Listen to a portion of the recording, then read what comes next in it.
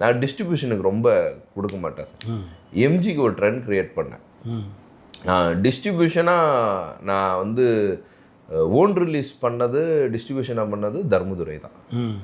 டிஸ்ட்ரிபியூஷனாக ஒரு ஏரியா, அவ்வளோதான். ஒரு ஏரியா எம்ஜி கொடுத்தேன், மிச்சம் ஓன் ரிலீஸ் பண்ணேன். ஓன் ரிலீஸ் பண்ணி ரியல் டைம் ப்ராஃபிட் அப்படின்னா தர்மதுரை ஒரு ஜாக்பாட்னே சொல்லலாம்.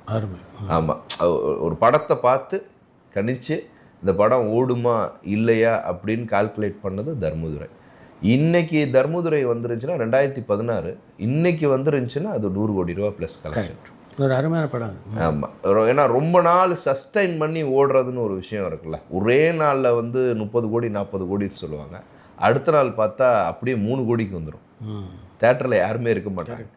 பட் அந்த எக்ஸ்பெக்டேஷனை ஃபுல்ஃபில் பண்ணுற சில படங்கள், அந்த க்ரௌட் ஆடியன்ஸ், ஃபேமிலி ஆடியன்ஸ் எப்படி புல் பண்ணி உள்ளே கொண்டு வந்து அப்படி உக்காந்தாதான் அந்த அது ஜென்ரலாக அந்த மேஜிக் வந்து விஜய் சாருக்கு ஜென்ரலாக இருக்கும். பெரிய ஓப்பனிங் இருக்கும் அஜித் சாருக்கு, விஜய் சாருக்கு வந்து அப்படி செட்டில்டாக போகும். அந்த ஃபஸ்ட் வீக் வந்து அவங்க க்ரௌடு பார்ப்பாங்க, செகண்ட் வீக் பார்த்தோன்னா அந்த ஃபேமிலி க்ரௌடு பார்ப்பாங்க. ஸோ பெரிய படம் அப்போயே நம்ம போய் தானு சார் இவங்கள்ட்டெல்லாம் போய் உட்காந்து துப்பாக்கியை போய் சிட்டி வாங்கிட்டு இருப்பேன். வாங்கினீங்களா? அது பேசி அப்புறம் பெரிய அமௌண்ட் சொன்னாங்க. அதுக்கப்புறம் என்னோடய ஃப்ரெண்ட்ஸில் டே அவ்வளோக்கு வாங்காதரா, நிற்காதரா, ஷேர் வந்து நிற்காதரா அப்படின்னு சொல்லி அதில் நம்மளுக்கு ஒரு பெரிய எக்ஸ்பீரியன்ஸாக பார்த்தா ஞானவேல் அவர்கிட்டலாம் ரொம்ப டிஸ்கஸ் பண்ணுவோம்.